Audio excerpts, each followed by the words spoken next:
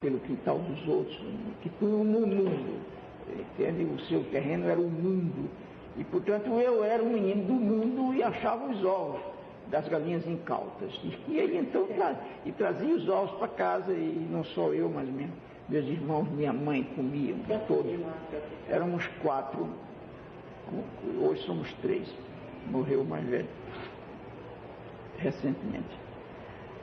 Mas bem, essa experiência, entende, que foi uma experiência, de um lado de fome, do outro uma experiência de discriminação. Eu via, por exemplo, como os meninos de classe média abastada, por exemplo, discriminavam os meus colegas, meus amigos, filhos de camponeses, por exemplo.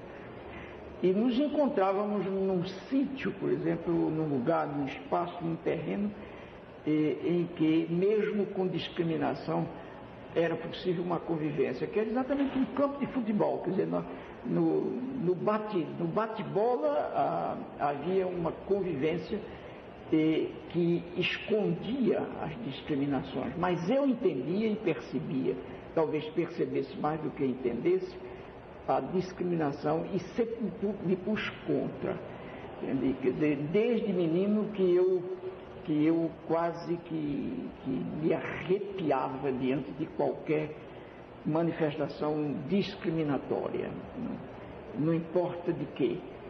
Discriminação, até já naquela época, discriminação religiosa me irritava a discriminação racial, me irritava a discriminação contra a classe, por exemplo, que eu não entendia como classe, mas entendia como menino pobre, por exemplo, quanto menino pobre, quanto menino preto, etc. Eu ainda não me arrepiava na infância, era na discriminação que só muito tempo depois eu percebi, que é a discriminação do sexo, quer dizer, a discriminação machista contra a importância e contra os direitos da mulher. Ali era meio difícil que eu percebesse, porque eu era também um produto dessa cultura machista, quer dizer, eu estava sendo, de certa forma, moldado machistamente para reproduzir exatamente a ideologia machista que eu devo ter reproduzido durante algum tempo, mas depois me consertei. E acho que hoje sou pelo menos um pouco menos machista do que era. Agora, mas o que eu queria salientar a vocês e a quem depois, sei lá, daqui a anos me escute para me estudar, era a importância que certas privações na época a importância que essas privações proporcionaram. A própria experiência de uma fome não austera demais, ou não rigorosa demais, foi importante para mim, foi fundamental. Porque eu era um menino que tinha uma constante, que era a de ser curioso, quer dizer, curioso todo menino é, e todo ser humano é. Eu até diria que o fenômeno vital é curioso em si. Mas eu vivia a curiosidade, quer dizer, eu me indagava muito mais a mim mesmo do que aos outros. Eu me perguntava, eu procurava, afinal de contas, entender por que é que eu não comia e outros comiam.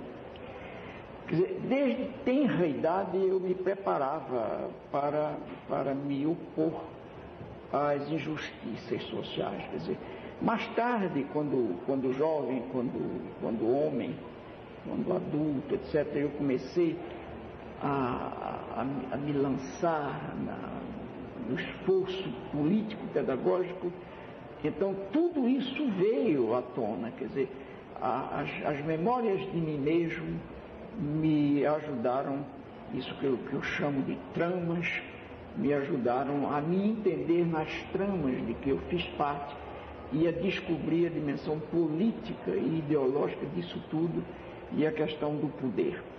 Então, em síntese, se você me pergunta, Paulo, você acha que sua infância foi trágica? Eu digo, não, foi dramática. Não, quer dizer, eu pude oferecer, anos depois, a meus filhos uma infância e uma adolescência que eu não tive.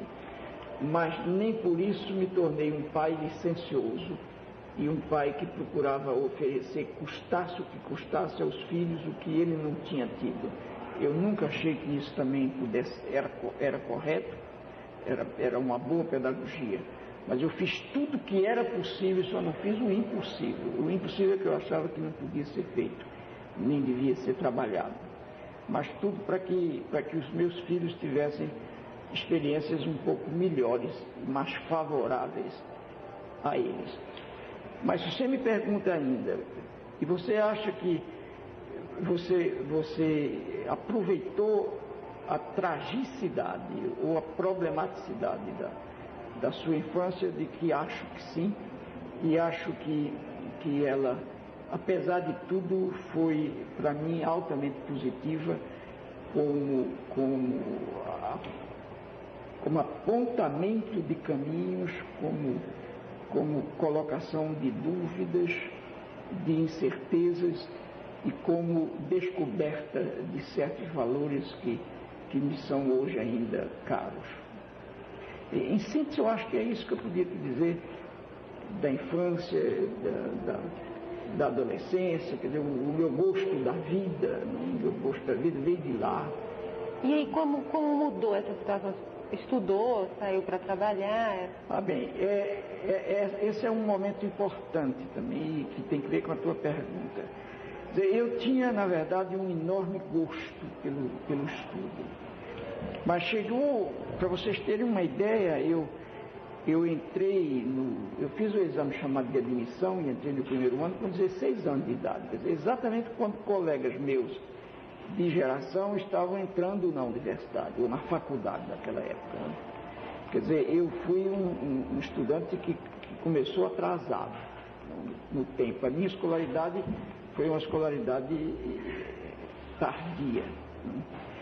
E se poderia perguntar, e você perdeu então muito tempo? Não perdi. Eu acho que você não vive perdendo tempo à toa.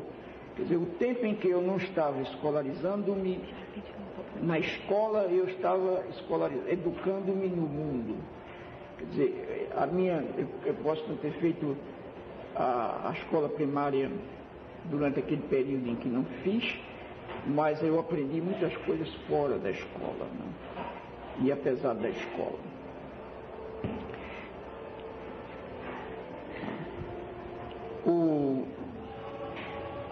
Mas, por outro lado, se havia uma dificuldade para eu estudar, por exemplo, o Recife, na época, só tinha um grande ginásio oficial, com uma carga enorme, e o resto eram algumas escolas privadas, e eu não tinha dinheiro, eu não tinha condição de entrar na escola oficial, que era muito exigente, entrar naquele ginásio chamado de ginásio pernambucano, que era uma coisa seríssima realmente. Era como fazer certos vestibulares para certas universidades muito famosas, que a priori reprovam, né?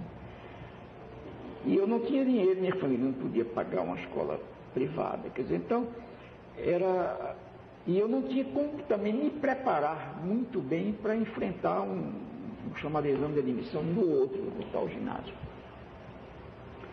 Com muito sacrifício eu fiz um exame de admissão através de uma escola privada que fazia provas num outro colégio. Era uma complicação até que já eu esqueço.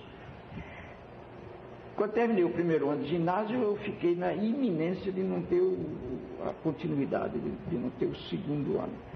Então minha mãe procurava quase todo dia, ela vinha ao Recife, procurar com uma grande ternura, ver se achava uma escola privada que me desse uma bolsa de estudos. E sempre voltava e eu ficava em casa esperando. E ela voltava triste e não tinha encontrado. Então lá um dia ela saiu e disse: Paulo, hoje vai ser a minha